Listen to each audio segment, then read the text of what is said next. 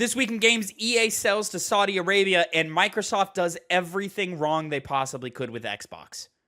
This is the Two Penny Gamescast.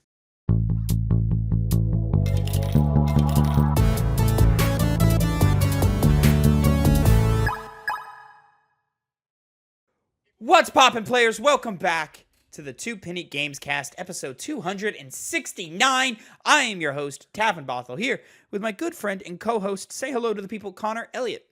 How do you do? How do you do? Connor, we're in a new apartment. We are. Yeah. Not in a new set yet. Not yet. New apartment. We're working on it. We got to get some furniture. It's going to be a whole thing. And then Tavin's going to be knowing about setups and making it look nice and all these things. You know, we want the first impressions of the new set to be good. All right, so this is what we got to deal with. I don't even know if this, when we do Discord things, I don't even think this is going to be my final camera placement. It's just where I have it today. You know what I mean? So, of course, we had to miss last week. So sorry that we had to miss last week. But, you know, we had a hell of a time moving. So we had to get that done. And so here we are this week. We are back, of course, with the Two Penny Gamescast. This is your weekly...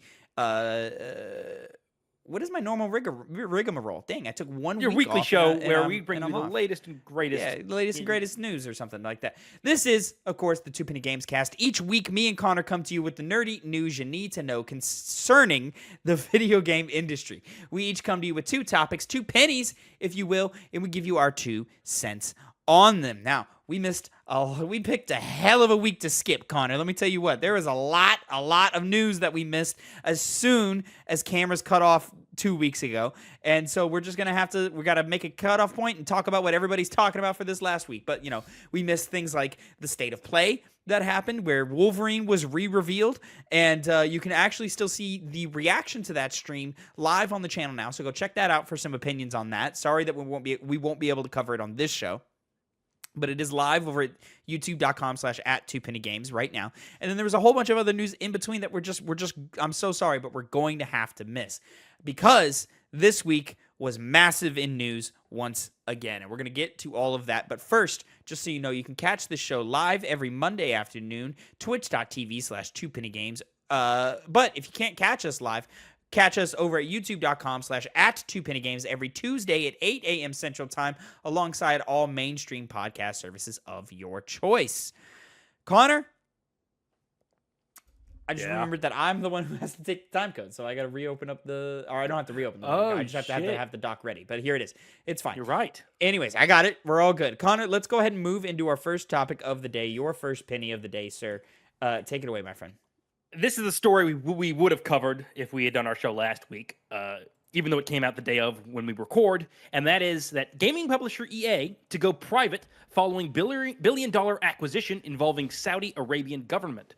September 21st saw the announcement that massive gaming publisher EA would go private following a $55 billion purchase by Saudi Arabia's private investment fund, PIF, and private equity firm Silver Lake. Unfortunately, I wrote this story, as the other ones that we'll talk about, and I didn't do enough insight into what exactly is Silver Lake involved in, because the main story here was Saudi Arabia.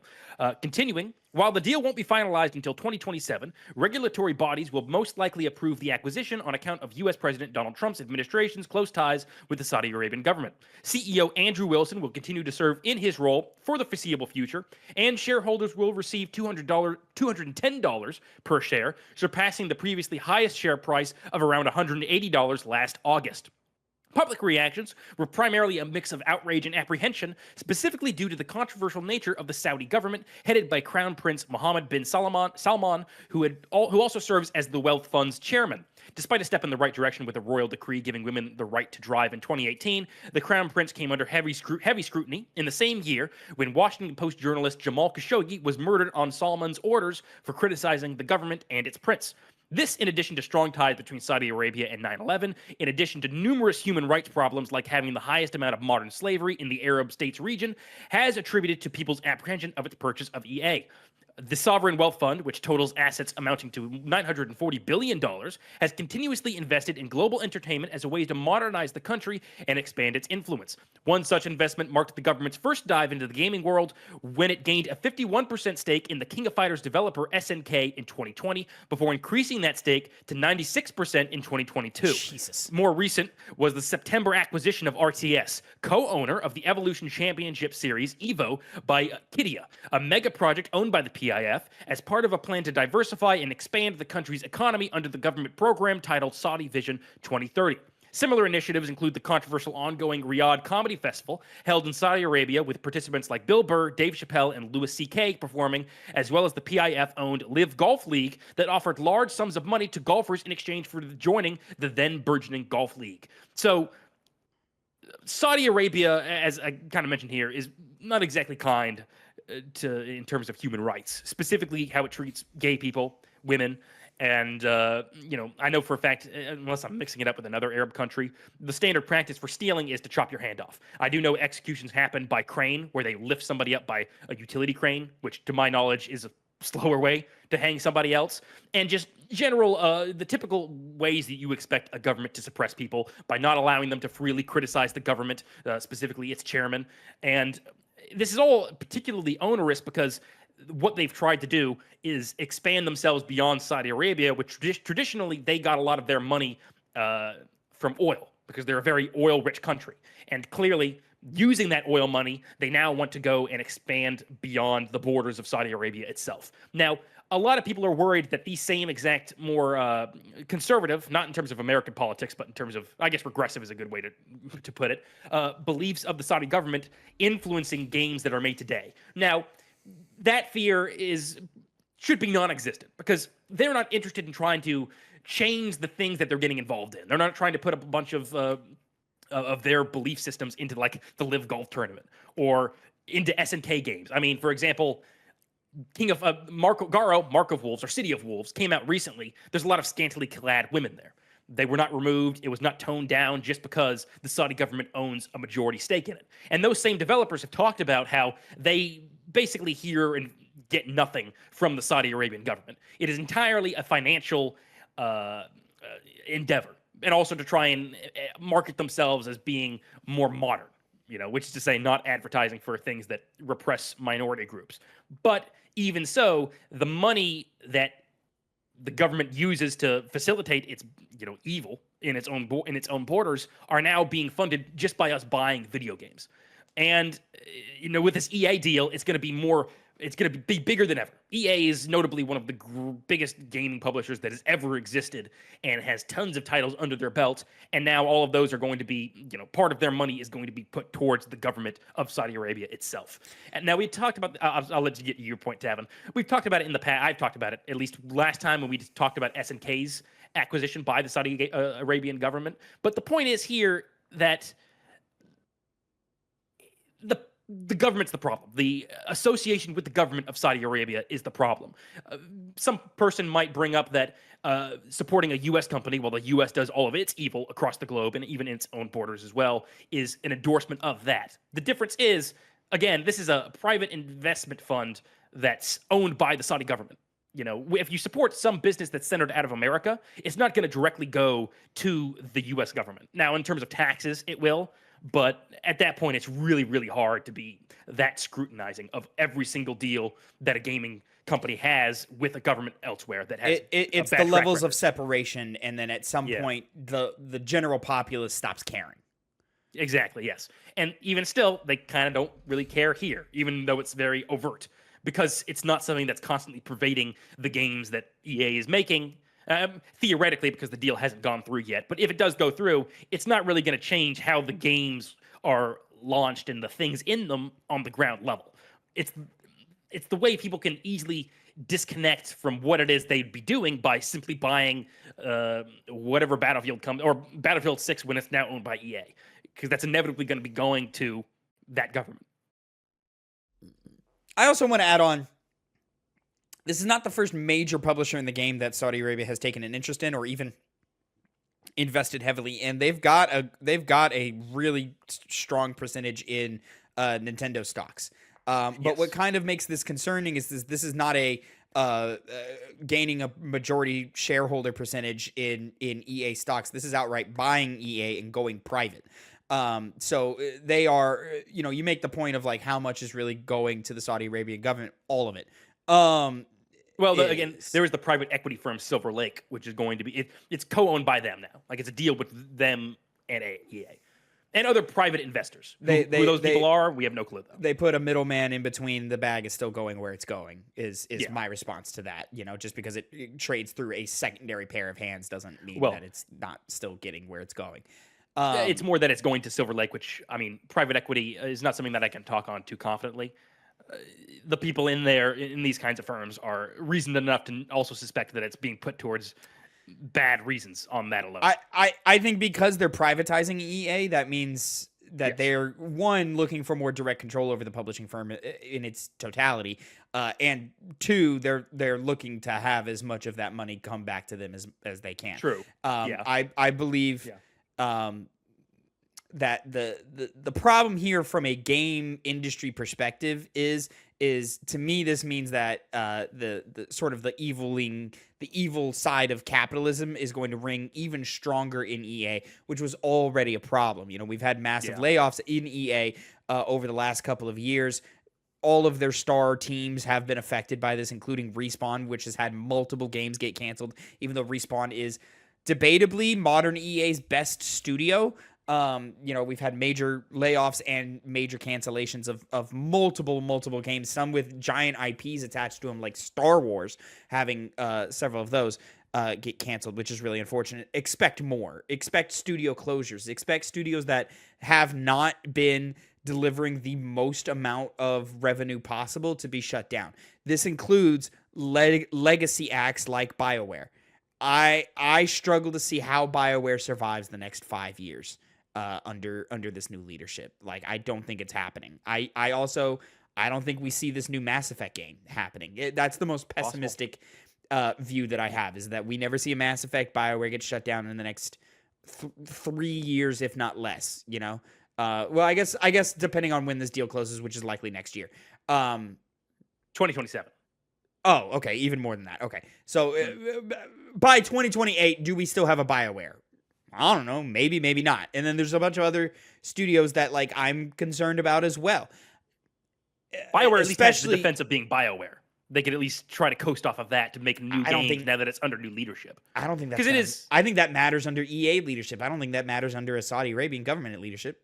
But if you're close, like relatively close to the release of a big new entry in a franchise that people have been wanting for, you could at least like say, okay, let's. To which I point to the last big release of a franchise that people have been waiting for, and I go, "Are you sure about that?" And then I point to the one before that, Mass Effect Andromeda, and go, "Are you sure about that?" Sure, the Legendary Edition did very well for EA and for BioWare, but it clearly didn't translate as faith restored in BioWare. This is a franchise, or this is a development team that, like it or not, has not delivered a new banger in over a decade.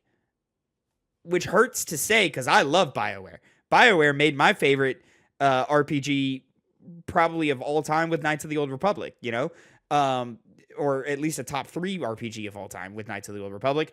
If you've listened to this to this podcast before, I don't have to explain to you how big of a Mass Effect fan I am.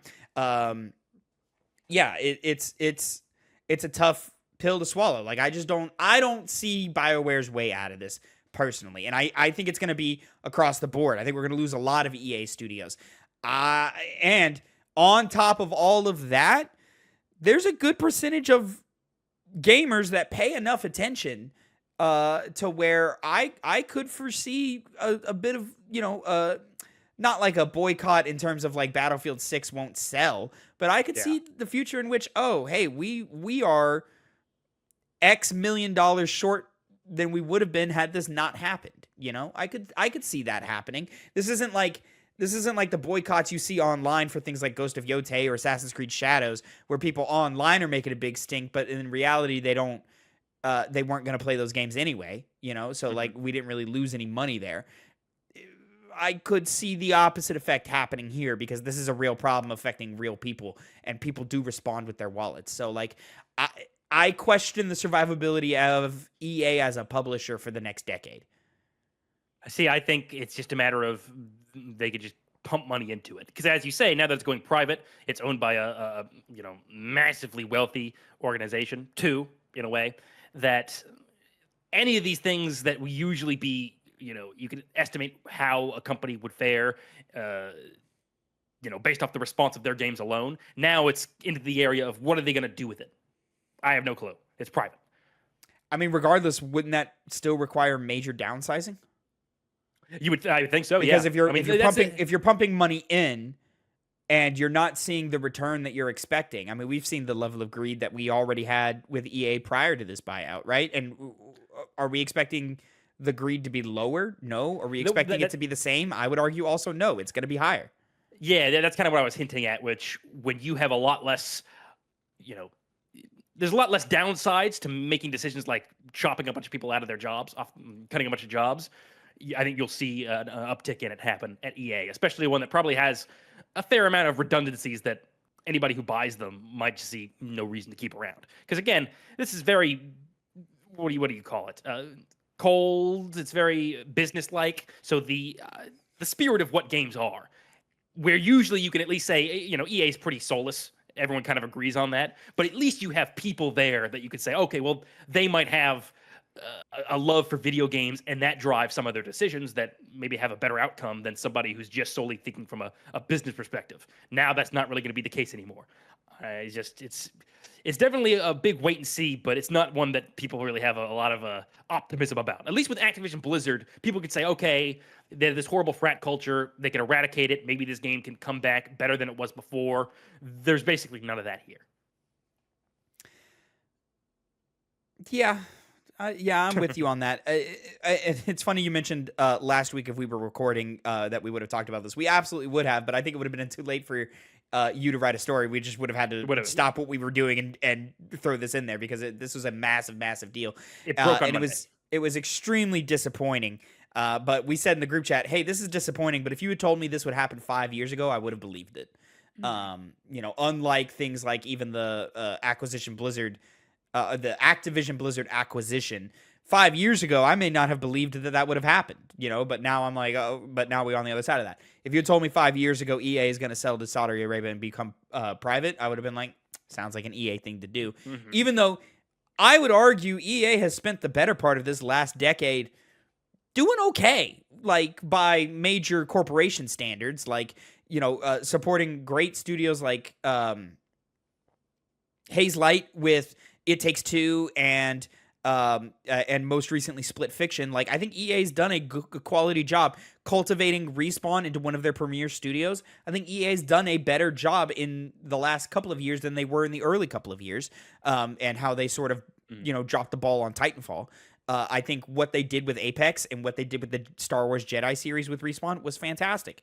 And then, and then, of course, supporting smaller projects until pandemic started really affecting us and money and all the money dried up.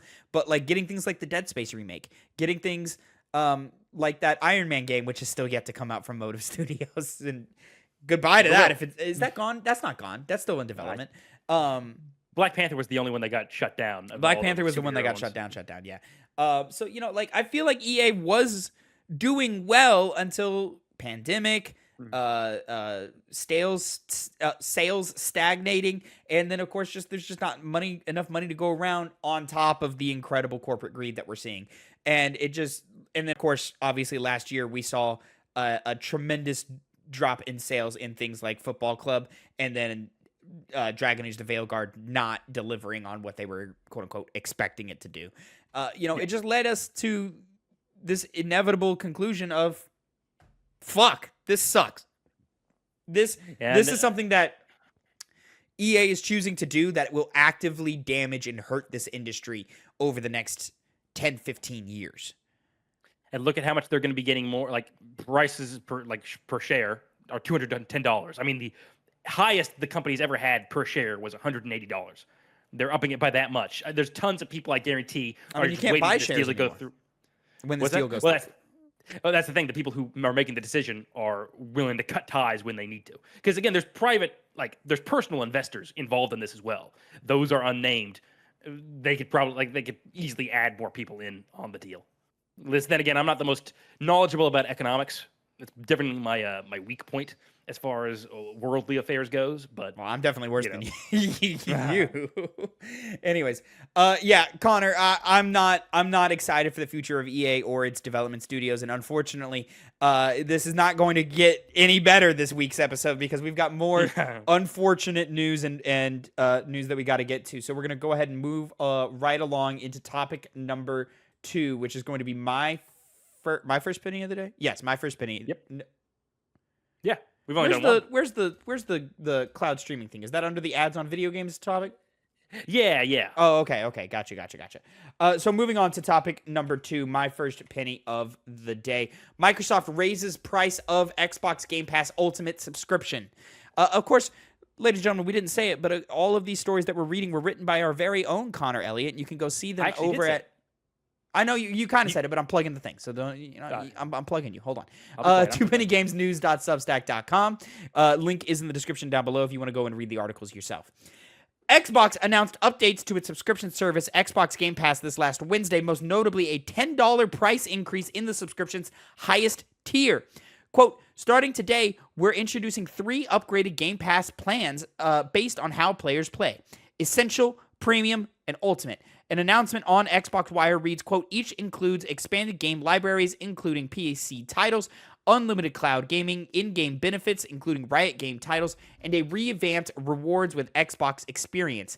Today's Game Pass core subscribers will automatically move to Essential, standard subscribers will transition to Premium, and Ultimate subscribers will remain in the Ultimate plan. The changes come with a pledge of 75 day one titles each year to Xbox Game Pass Ultimate and the addition of a slew of Ubisoft games from Ubisoft Plus Classics Collection and Fortnite Crew. The Ultimate Pass originally went from $19.99 a month to before the new set price of $29.99 a month.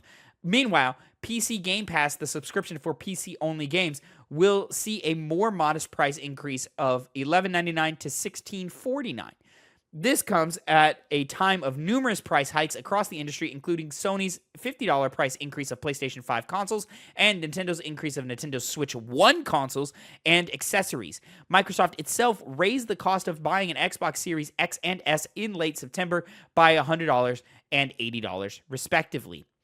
The Game Pass Ultimate price increase prompted former FTC chairman Lena Khan, who previously attempted to block the acquisition, referred back to when Microsoft told the courts the acquisition wouldn't lead to price increases in its Gale subscription service. Quote, Microsoft's acquisition of Activision has been followed by significant price hikes and layoffs, harming both gamers and developers, Khan's quote tweet reads. Quote, as we've seen across sectors, increasing market conditions and increasing prices often go hand in hand as dominant firms become too big to care. They can make things worse for their customers without having to worry about the consequences, end quote. By the way, I will say it was increasing market consolidation, not increasing the market. Increasing market consolidation, excuse me. Yeah. Bloomberg reported this past Friday. Let me take the whole sentence for edit purposes. Mm-hmm. As we've seen across sectors, increasing market consolidation and increasing prices often go hand in hand. Bloomberg reported this past Friday that the inclusion of Call of Duty in Game Pass resulted in the company losing out on $300 million in sales, while the high sales numbers are attributed to primarily to PlayStation that, quote, accounted for 82% of sales. Quote, Game Pass hasn't delivered the explosive growth Microsoft anticipated post-Activision, and they've realized their infrastructure costs don't align with their pricing model, said Joost van Drunen, founder and analytics firm Aldora to Bloomberg. Okay, this is tough. I don't think it's as bad and doom and gloom as everybody's been saying it is, but it is also in combination with the other news stories that have come out this week about Xbox that we're going to get to in a minute. But as of right now, a $10 increase to Game Pass Ultimate and a essentially $5 increase to their mid-tier, now named Premium.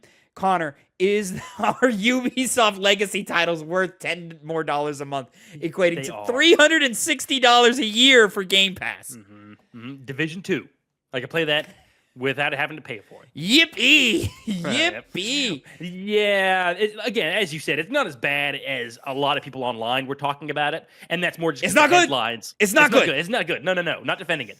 It just, when people talked about it, it made it seem like it was increasing across the board and not just, mainly one of its subscription tiers and slightly for another one. The base tier, which I imagine most of us were subscribed to anyway, that's the only tier I've ever been subscribed to. Granted, I've only been subscribed to the PC version of Game Pass. The base tier is still $10. And I still think that is a perfectly acceptable deal. I think it's still one of the best deals in gaming for that $10 thing. The problem is that Xbox Game Pass Ultimate was also the best deal in gaming, and that I can no longer call it. I'm sorry, what was the number now? $30 from like $30. $30 a month, $360 a year. That you just can't call it the best deal in gaming anymore. That's 40% of a new game. Like, I may as well just buy the new game at that point. It's we've kind of soured a little bit on Game Pass, even aside from the pricing of it, because a lot of developers have talked about how they kind of miss out potentially. It's obviously a lot of it's theoretical. It's not potential. We're seeing it. Call of Duty. Yeah, you're right. This is the first time, but usually it's kind of hard to say. Like, for example, Clair Obscur, it sold a really good amount of copies, not even including Game Pass. And I'm about to defeat my own argument with what I was going to say. Continue saying, you know what? You're seeing a shift in real time. I changed my position, as if it was, Sometimes you got to talk it out. You got to. You really do. You say it out loud. Because back with Clair Obscur, it sold 3.3 million copies, which is great. But it was around 9 million people actually played the game. And so there was a large chunk of people who did it through Game Pass, which good for Game Pass, I guess. But how many of those people... good for the exposure of Clair Obscur from a new studio.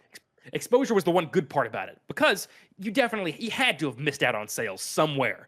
Because there would have been people that would have just bought it on its own if there was no Game Pass subscription, because it was the big hot new game.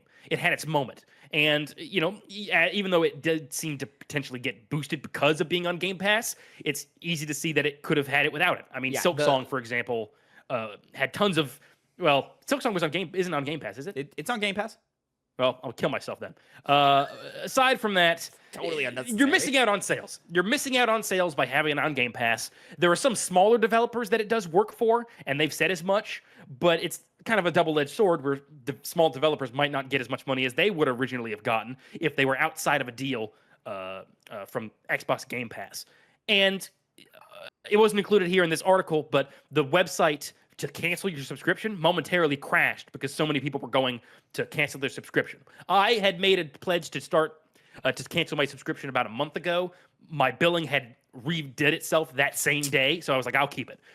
And I was under the impression it would cancel your subscription if you canceled it early, which is so you've already bought the month, so they're gonna stay true to the month, and it'll cancel. But it just won't auto renew again. I read it to seem like it would cancel my services if I did cancel the plan now. I canceled it after this news broke, and I found out that not to be true.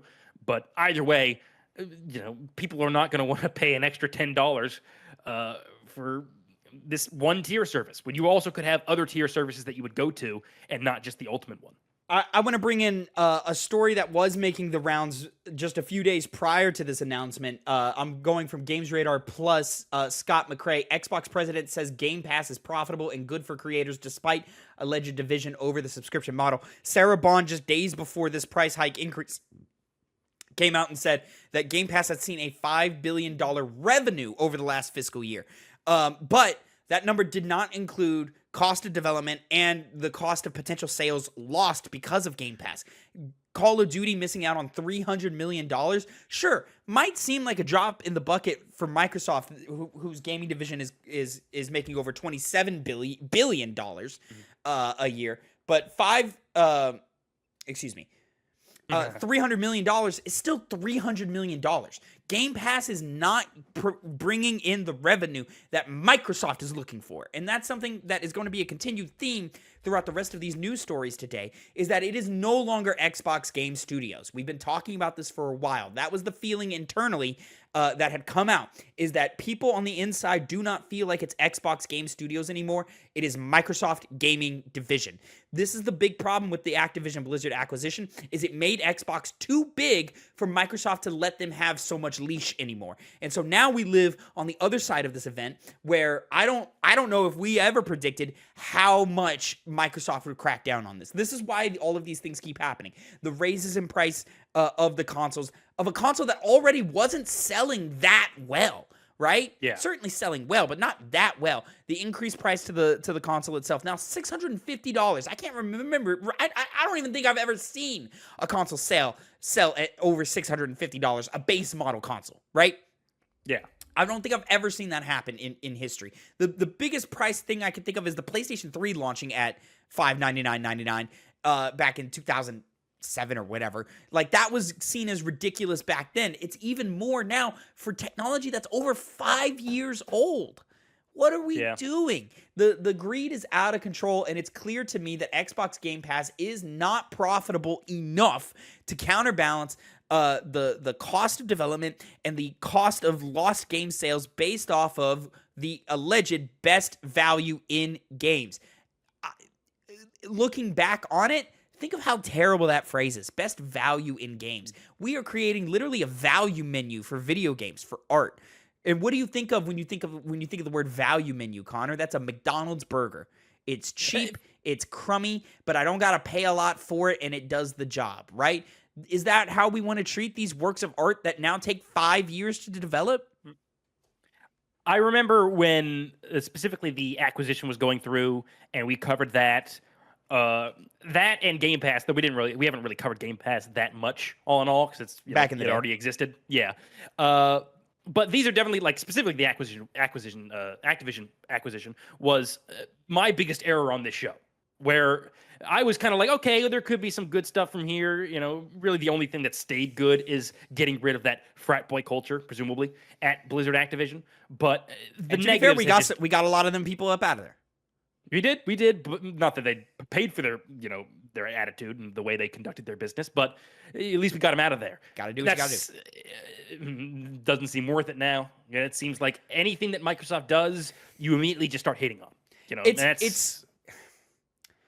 I think we were operating under a lens of optimism on that. I don't want to say that was I don't even think that was a bad call to make, especially in the day. I think in the day, in context of what was happening at the time, I think we had the right call. I think we had the right mindset of it. The problem is that that all got offset and turned around because of the level of corporate greed, because of the level of impact that acquisition had on Xbox Game Studios in its relationship to Microsoft. And now we sit back and we look at that and we go, sure, yeah, like, now it doesn't look good, but would it have been worse without the acquisition is really the question I ask myself. And the optimist in me says, yes, it would have been worse without that acquisition. People still would have been, I'm assuming people are being treated better now, but who knows? Workforce culture is hard to reverse. So I hope people are being treated better now. But it doesn't seem so, especially because so many of them are losing their jobs. Which would they have rathered that? I don't know that you'd have to talk to them on an individual person-to-person basis, but nobody is winning here is the main thing. The gamers aren't winning anymore. The devs haven't been winning for a decade. And now we're sitting here looking at the executives going, what the fuck are you doing? And so it just seems like we are making reactionary choices that just aren't panning out for anybody. There are so many parts of Xbox's tactics in this industry that I look at and I go, I see the vision. I see what you're doing. I see how, sure, in the moment, this may not pay off right now, but could it pay off in 5 to 10 years when technology shifts? Maybe. I keep hoping that Xbox is thinking so far ahead that anything that happens now will seem like chump change in the future. But it just keeps seeming like every right step that they make at least 2 steps backwards and react to something that doesn't need to be reacted to. And it's just really unfortunate that Xbox used to be the place that cared about the consumer the most. And now it seems like there's just nowhere for the consumer to go to feel like their dollar is valued. Well, at least they have cloud gaming to look forward to. And then they can really start driving the culture forward. Referencing what I was hoping would be the thing that would make this all seem like a small potato, but we're gonna see about that. Connor, moving on to topic number 3, your second penny of the day. Go ahead, take it away, my friend. I noticed when we said we'll do the Xbox, we'll split the Xbox topics. We didn't even say which one. It was just like, oh yeah, we'll take that one. Let me get it up. I don't know what you're talking about. We talked about which ones we're splitting. Oh, we did. We literally did. Right before I hit record. Now I feel dumber. Well, I'm going to read the story to move past that. Xbox Cloud Gaming to include new tier that plays ads.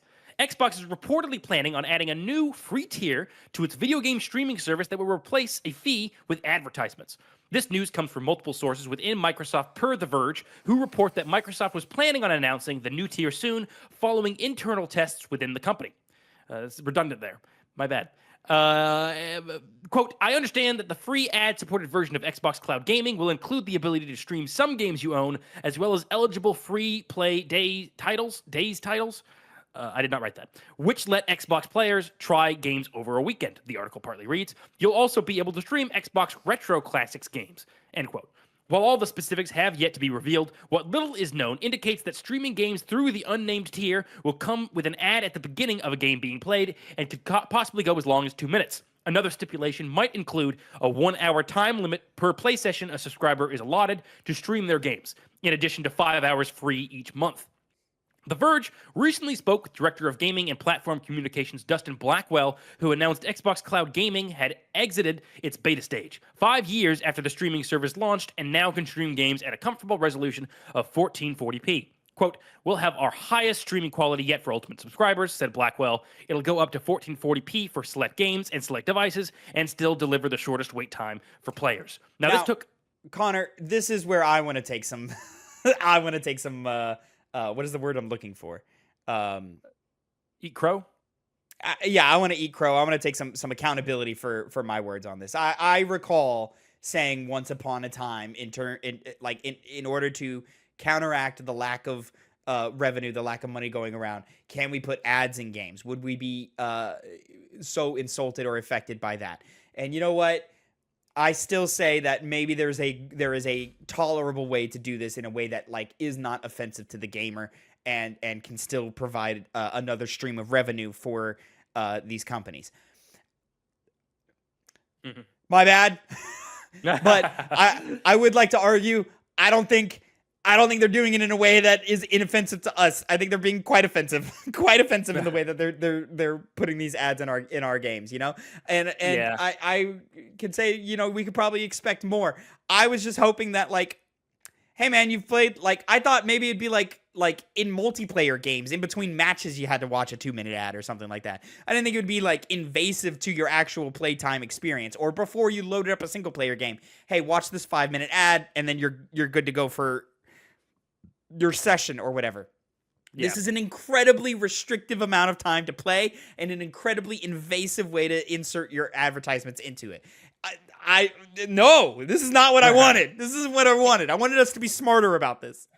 And the worst part is, the good thing about this, which makes it, because obviously people were really getting upset online in the same way they were, not the same degree, but in the same way they were with the increases to Game Pass subscriptions. Just kept hitting us back to back to back. They did, yes. But on one hand, if I'm going to be the devil's advocate, at least it's only one tier, and it's one that is advertising itself as free in exchange for the ads. I mean, a lot of streaming services do this. With how many there are, they'll just offer a deal where you can watch their shows whenever, but you have to sit through an ad every now and then. And annoying as it is, at least you're not paying for it.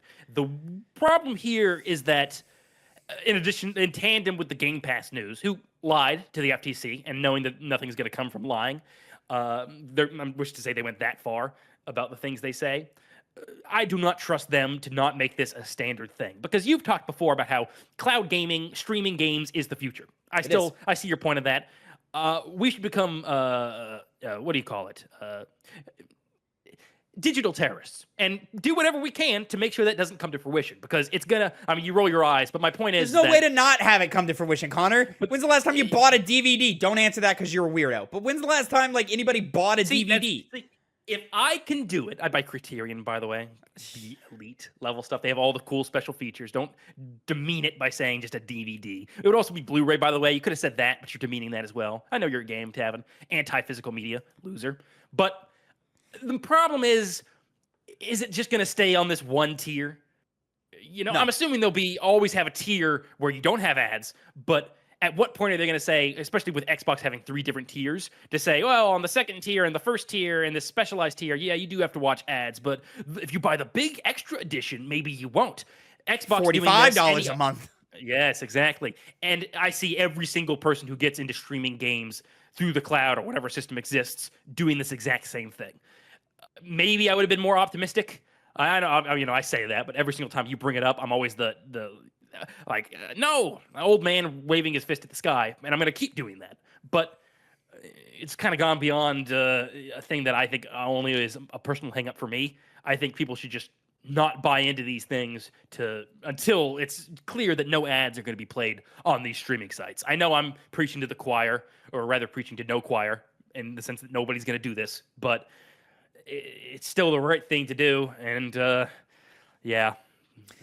Listen, Xbox Cloud Gaming is now streaming games at a comfortable resolution of 1440p. That's better than what my TV can personally do right now. So, like, streaming's here, and it's not going anywhere. It's only going to become more of a thing. I keep pitching this future of, you know, the hardware, the boxes are going to go away, and we're just going to stream everything. And maybe you have to buy, like, a stick that you plug into your TV or download an app or something to get to these storefronts to do these things. All of this is possible, you know?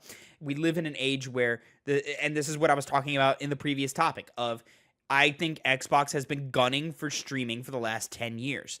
And we are finally at a point where we can do it, but it's also at the point where our corporate overlords have locked us down into doing these things that we don't want to do. I do not believe the Xbox of 5 years ago would have made these choices. I do not believe the Phil Spencer of 5 years ago would have made these choices. And I don't think it's Phil Spencer today making these choices. Or the Sarah Bonds. I don't believe they're making the choices here. I think this is coming from on up high, which fucking sucks. Listen, this free-to-play cloud streaming 5 hours a month, that's fucking ridiculous. You'll burn through 5 hours in a single night. 2 nights at most, right? Of anybody who plays normally. They know the numbers. They know how long an average game session is. They know how long, on average, gamers play games. It's gonna be more than 5 hours a fucking month. Even with your lowest tier gamer being involved, the average is not going to be 5 hours a month. So they are being incredibly invasive in this. Now, granted, it's at the cost of, like, hey, you're playing our games free, and you have to watch an ad every so often. But, like, an hour play session limit? What are we doing? Did I read that right? We're giving gamers deals, Tavin. If you could not pay for things, ads are worth it. We all know this. And again, I'm not necessarily mad at the ads. You just have to do it in a smart way. You know? Back in the day, we at least put the 5 chewing gum ads on billboards in Spider-Man. It was non-invasive, but it was still there, you know?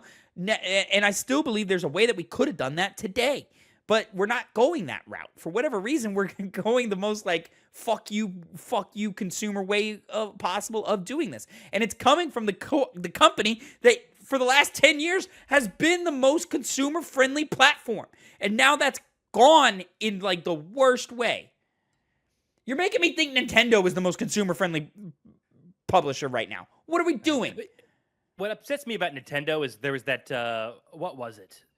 The government used something from Nintendo without authorization, and they did nothing on that front. I can't remember what the fuck it was. I don't know what you're talking about. I was struggling. It was something that the Trump administration did. It was the Pokemon thing. That's what it was. They used, I don't know if you saw the ad, Tavin, but there was a posted to the Twitter of the DOJ or whoever the fuck it was. Doesn't matter really. Was of a ad advocating for arresting of illegal immigrants with the Pokemon playing theme of gotta catch 'em all playing. And people were like, Nintendo, do your thing. Copyright strike them. Shoot them down. And they didn't really respond to it at all. Okay, well, The one time they did. I missed that entirely. But Connor, By the way, whatever. Connor, not everything Authoritarianism, blah, blah. not everything is doom and gloom, Connor. We've got positive news to end us out here today, right? Because Halo Combat Evolved Remake seemingly confirmed. Now, Tavin, I'm going to be crazy here. Uh-huh. No, I'm not going to be crazy because I looked it up later. We've already gotten a Halo. That's the first remake is a remake, right? That's not a remake. No, that's because it's the same engine and systems and stuff like that. Like if you'll remember the initial, you're talking the Halo Combat Evolved Anniversary Edition, which came with all the updated graphics and things, and then they later did something similar to Halo 2, right? But that's the same game. Like that's why you can press a singular button and switch between the two graphic styles on the fly. You know, it's because it's the same game just with a new coat of paint and lighting and so forth like that. So like that's that.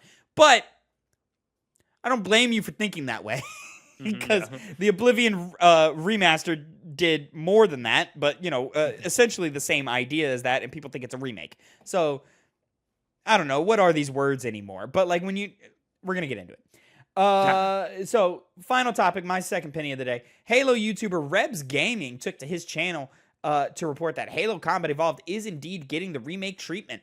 Multiple inside sources have reportedly shed light on details regarding the remake's production, specifically that while Halo Studios is leading the project, the developer behind Oblivion Remastered Virtuous is co-developing the game alongside them throughout their studio abstraction. It was simultaneously uncovered that the remake is being built using the Unreal Engine 5, the same engine used in the creation of Oblivion Remastered.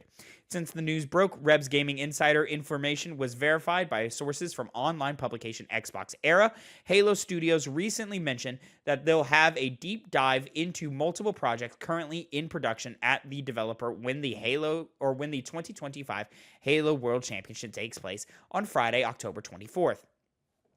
Quote, back in June, we let the community know that we'd be continuing the conversation from last year's Halo WC and the A New Dawn video. Excuse me. And the A New Dawn video and sharing more about what we've been working on. Halo Studios in a Halo Waypoint post, quote, like last year, we'll be on the main stage to talk about it. But this year, we've also got a deep dive panel planned for the community stage that you won't want to miss. So, Connor, where there's smoke, there's fire. This has long been rumored, long been talked about. This one is the most solid evidence that we have of a Halo Combat Evolved remake. My question to you, Connor, is one, are you excited about the even idea of a Halo Combat Evolved remake? And two, what does that mean for the new Halo title under Halo Studios? Like, what is that even going to be now? What are your thoughts here? Or first, are you excited for Halo Combat Evolved Remake? Not in the slightest. I do not, because again, we have the anniversary edition. When I think of a remake of a game, I want to go further than that. When you already have something that plays well with that remake, that anniversary edition, it plays. It's the same game, Connor. It's the same game from 2001. Exactly. It's easily accessible. It's easily accessible, both in terms of the original anniversary and more commonly the Master Chief Collection that includes that version. And it's just like, when I think of a remake of an old game, even if it's one that's, it could have a new, fresher coat of paint on it than that anniversary edition gave it. How many other games could have been remade instead of this one? This is a decision made by people that want to make as much money as possible. Yeah. And that's why this is happening the way it is. It doesn't seem like it has any love involved in it. It almost seems like they're grasping it. Remember when we were like top of the game? Let's try and get back to that. Anniversary, like remake. Woohoo! It fills me with nothing. It doesn't even fill me with contempt or like I'm not upset at it. It's just so whatever. Well, I just don't understand it because my impression of what Halo Studios is doing, the formerly known as 343 Industries, rebranded as Halo Studios, my impression was that we were going to kind of blow it all up, and we were going to go in a new direction, and we were just going to basically, as close to starting over as possible, we were going to start over with Halo. We were going to give you something new. You're totally kneecapping yourself by doing this alongside that, because I don't think anybody's looking for Halo Infinite 2 or whatever the sequel to all of that is. I think clearly, based off of the Unreal 5 footage that you put in that New Dawn video, that like clearly we were going in a wildly different, maybe not wildly, but we were going in a hard left turn different direction from where we had been going. But this totally kneecaps that. Who's going to be excited for a new Halo direction when you just remade the original Halo? Like, you're just going to remind us everything of what was great about that back in the day, even if game feel, gunplay, level design, story are improved in this remake, which is great because the Halo Combat Evolved, the original, hasn't aged the best under any lens, really. There's not really any way you can look at Halo 1 and be like, yeah, that game aged well. There just isn't. But like, to that point, like, sure, I would like a better version of Halo 1, whatever that means. But like, I was kind of going to get that through whatever Halo Studios is doing. You know, yeah. I was going to get a refresh, a reboot, a reimagining of what Halo can be through what they're going to do in their next mainline title. You're totally taking all the wind out of your own sails with this one. It's the continued steps of me and Phil said it when the rebrand happened, when the A New Dawn video dropped. We said it. We said this feels like a reach for Xbox. It feels like member berries for Xbox, but in terms of Halo Studios as a studio, it felt like them finally earning their own identity within Halo. And you're totally stripping that away from them by making it a limp dick move. And so I look at this remake and I go, who the fuck is going to care about the future of Halo when you can't get over the past? The people that love Halo. They'll buy it. I love Halo! But I think you have to kind of contextualize it from the average Halo lover's experience and desire for what they want versus what you would want. I think the average Halo lover is going to want what I want. I mean, I would hope so. But when you have such a big franchise like Halo, you can't rely anymore on like, oh, the people who are like specifically fond of it, like I am, will be the predominant voice against this kind of thing. You know, I think you have a major fan that'll be like, woohoo, more Halo. Halo 1, but new. And that's all they'll see it. I mean, I hope the way you're talking is the reaction is, well, I guess I don't really want the reaction to be bad because Microsoft's going through fucking enough right now to have a Halo remake fail. I don't even want to know, like, the summary executions that would take place of employees in the back of their office after that. So, you know, it's just from an artistic perspective of why, you know, hey, at least it's not... I mean, whatever. I'll take it from every perspective. Why? Like, I mean, I guess from a business perspective, it made sense, but it would have made sense 5 years ago. It doesn't make sense today. It would have made sense in 2020. It would have made sense in 2021. But now in 2025, a remake of Halo 1 doesn't make sense. I mean, think about it in terms of 5 years ago. Halo still had a definite future. They were trying to get Halo Infinite out, and they had plans for that clearly beyond, beyond the release date of it. Clearly, it wasn't the most well-received Halo game. It was not bad, but it wasn't the big splash that they would have probably hoped for. And so I really do see this just trying to grasp at the biggest straw they can before the next thing comes out and it fails or succeeds. I just think a lot of Halo's problems is they keep trying to like have this circular narrative of like, okay, we're giving you what you want from back in the day. We're giving you that old Halo, classic Halo feeling, but we keep adding new things to the formula when we already knew where the formula was perfected, you know? Right. And they just refuse to give us that perfected formula again. They keep giving us Halo 4. We've got loadouts and sprinting now, you know? Halo 5 Guardians. Oh, we've got this like crazy co-op thing and this weird it was called Warzone, but it wasn't like Call of Duty Warzone. It was this big giant battle with season passes in it that was just weird, and it took up a lot of dev time, you know? Halo Infinite, no Forge, no co-op campaign, and a limited multiplayer skew of modes, right? Sure, gameplay felt the most like old school Halo that we had ever gotten. It felt modern and fresh and new and great, and we all loved how Halo Infinite played and felt. But then we had this weird semi-open world thing going on for some reason that just didn't work and nobody cared about, and it was a narrative that nobody cared about. Like, you keep giving us like one thing that we liked and then circumventing it with a bunch of new stuff that we don't want. You want to know the formula for to make a successful Halo game? It's called Halo 3. Fucking a co-op campaign at launch, Forge, custom games, and a slew of multiplayer playlists that we all enjoy and want to play in, right?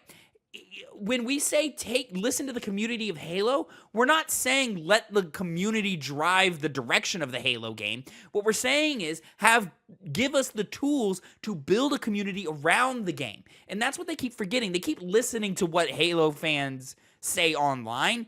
Throw what they say away, because nobody knows what they want until they have it, right? And it's on the creatives to give us what we didn't know we wanted, right? But the thing about it is like, I just feel like it's so fucking, I'm not going to say easy because game development is hard, but like from a pitch conceptual level, it's so fucking easy to recycle. We could just be recycling Halo again and again and again. But instead of doing that, you keep trying to reinvent the wheel. Stop. Just give us what we've already had and it'll work fine. People will appreciate it. People will like it. Halo is not a franchise that needs to be the most beautiful, high-fidelity franchise in the world. It just isn't.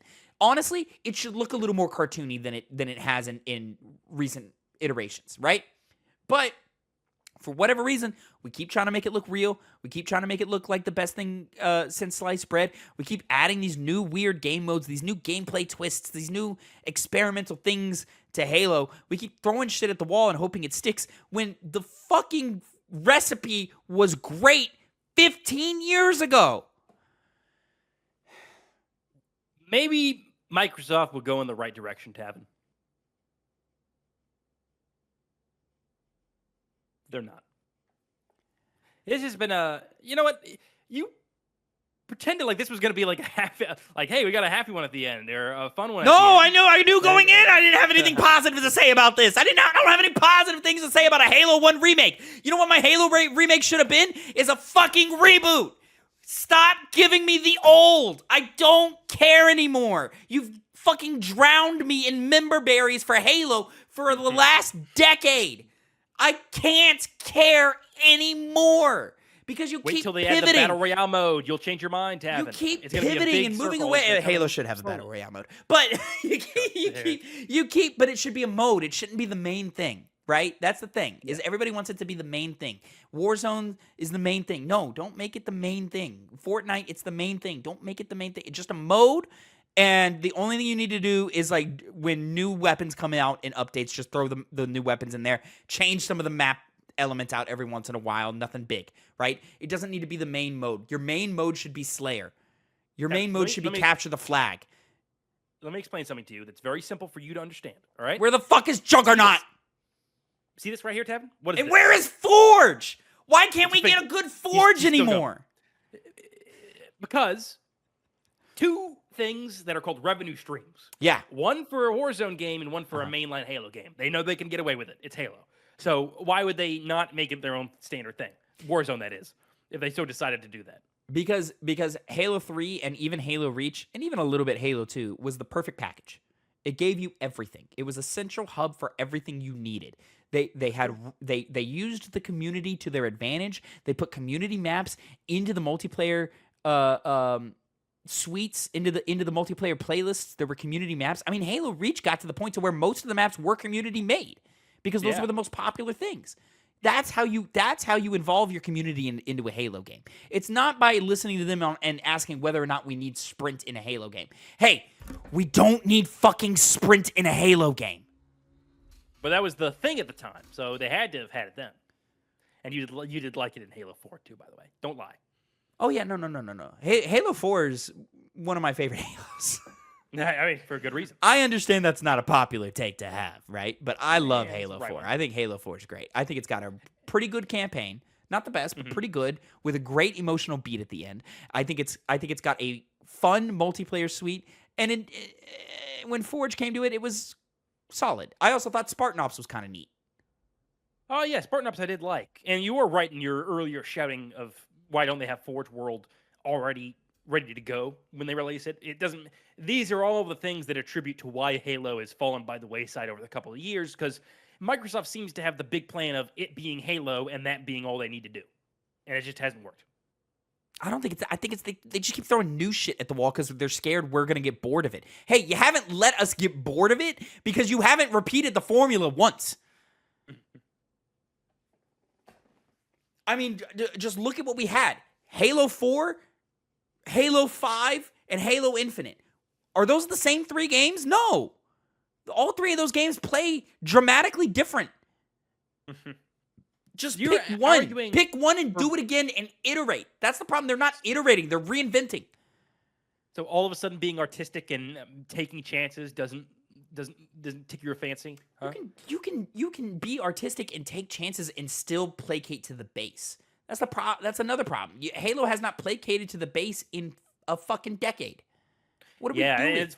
It's funny because even now, Halo has such a dedicated base of fans that are just waiting for prime rib meat. You know, you don't need to do a remake of one. Just move forward. The Master Chief Collection is coming to PlayStation 5. We know it. Mm-hmm. It would be stupid not to put it on PlayStation 5. It would be stupid not to put it everywhere. The big ass fucking moment that is going to be, I promise you, that is going to be, as long as it runs well. Like, that should tell you everything you need to know, is that there is a formula to Halo. You have not been following it, but you keep trying to dabble in these member berries that aren't fucking working. We don't want a remake. We want what came before modernized, iterate, like tweak. Stop changing. Just tweak. Oh, member. I didn't know didn't expect you to put up South Park references. Well, member berries is a common turn of phrase now. Oh, it is? Yeah. Okay. Yeah. I'm shocked that you. Sometimes, Connor, there are things that I know you know, but for whatever reason, your brain just kind of like. No. It's like you've got this weird hazy mental space that you live in sometimes. You know? I just didn't know it was from South Park. That was the first thing that you didn't know it was from South Park until I looked it up right now. Connor, to be honest, I don't even fully know them. I know what the member berries are, but that's not like I learned about member berries as a turn of phrase before I learned about it coming from South Park. You know, I didn't see member berries until South Park: The Fractured Butthole. That's funny. That was a good game. It's still one of the best named games that's ever been fucking made. great, man. Great, man. Fractured Butthole. That's so good. That's so good. That game's underrated, you know? Yeah. People should have appreciated that game more. That was a good tactics game. I liked that game. Stick of Truth comes first or later? Stick of Truth is first.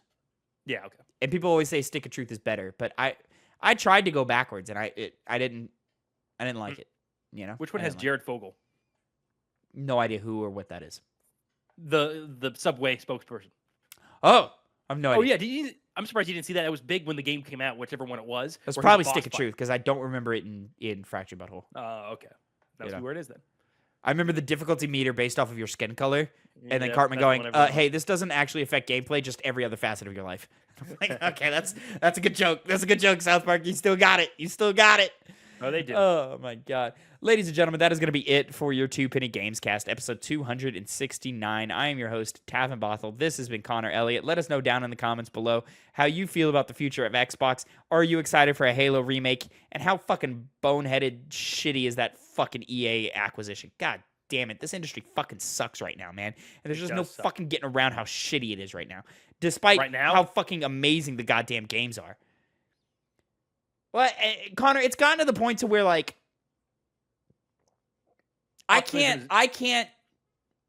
escape from it anymore. I used to be able to escape from the shitty business practices into the games, and I feel like I can't even do that anymore. Not even because the business practices are invasive to the games, which they are, but that's not even why. It's just like, how can I play the Dead Space remake again without thinking about how EA is, you know, supportive of human rights violations? You know, like, well, the easy solution is you don't buy a game when they're acquisitioned. Until then, it's open season. I'm very interested to see how Battlefield 6 plays out. That'll be the big one. That'll be the big one. Will people vote it'll still be fresh in people's minds. It will be. It's almost out. It's almost out. I hope. Oh man, I hope. Are you ready, Connor? Are you ready to spend money to support human rights violations because you're going to play Battlefield 6? Yeah. That's the worst part because I was literally like, well, I'll buy it before they get ownership of it. That'll be the best I can do. Hey, we got a little bit of time to buy EA games until on principle we can't. We just got that little. It's a window. It's small, but it's a window. I need Respawn to put the pedal to the metal on that third Jedi game, man. I really need them. I need them to come out next year with that shit because, hey, man, you're running out of time for me to be able to feel good about buying your game. God damn it. There is a solution to that, and we'll see you guys next time. Come on. What I was about to say was going to extend this another 10 minutes. We got to go. We got to get out of here. Until next time, have a great time. Make sure you like, subscribe, and drop a comment down below. And Connor, say goodbye to the people. Goodbye and have a nice day.